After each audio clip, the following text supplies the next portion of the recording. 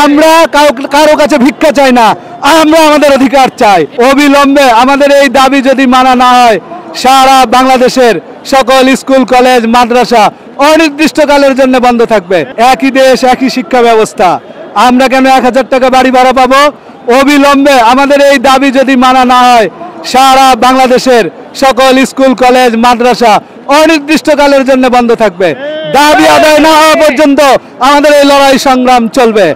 আমরা কারো কাছে ভিক্ষা চাই না, আমরা আমাদের অধিকার চাই। আমরা শিক্ষক, আমরা কেন বঞ্চিত থাকব?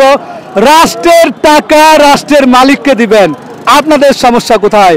আমাদের দুই মুরব্বী বিভিন্ন জায়গা থেকে আসছে, কত কষ্ট করে আসছে, দিন রাত পরিশ্রম করে আগামীর রাষ্ট্র নির্মাণ করছে। তারা আগামীর বাংলাদেশ নির্মাণের কারিগর। তারা কেন অভুক্ত থাকবে? তারা কেন বঞ্চিত থাকবে? এই বঞ্চনা লাঞ্ছনার আমরা অবসান চাই। এই বৈষম্য আমরা মানি না। সংবিধানে লেখা আছে সাম্য, মানবিক এবং ইনসাফের বাংলাদেশ। কোথায় আজকে ইনসাফের বাংলাদেশ? কোথায় সাম্যের বাংলাদেশ, মানবিক মর্যাদার বাংলাদেশ? যেই বাংলাদেশের শিক্ষক অভুক্ত থাকে, যেই বাংলাদেশের শিক্ষক অনাহারে থাকে, অর্ধাহারে থেকে শিক্ষা দেয় আর আমাদেরকে বঞ্চিত করে, এই বঞ্চনা আমরা মানব না। আমরা রাষ্ট্রের মালিক, আমরা আমাদের অধিকারের জন্য এসেছি, কারো কাছে ভিক্ষা চাইতে আসিনি। পরিষ্কার কথা, আমরা কারো কাছে ভিক্ষা চাইতে আসিনি।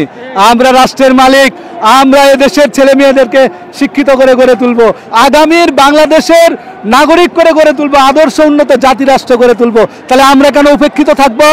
একই দেশ একই শিক্ষা ব্যবস্থা, কেউ বাড়ি ভাড়া পাবে 45%, আমরা কেন 20% পাবো? আপনি মাননীয় শিক্ষা উপদেষ্টা, আপনি একজন নিজে শিক্ষক, আপনি প্রধান উপদেষ্টা ডক্টর মোহাম্মদ ইউনূস শান্তিতে নোবেল বিজয়ী, আমাদের শিক্ষকের পেটে অশান্তি কেন? দয়া করে জানতে চাই। আপনি এই জবাব দিবেন এবং আমাদের দাবি পূরণে কার্যকর ভূমিকা রেখে বাংলাদেশের শান্তির জন্য ভূমিকা রাখবেন।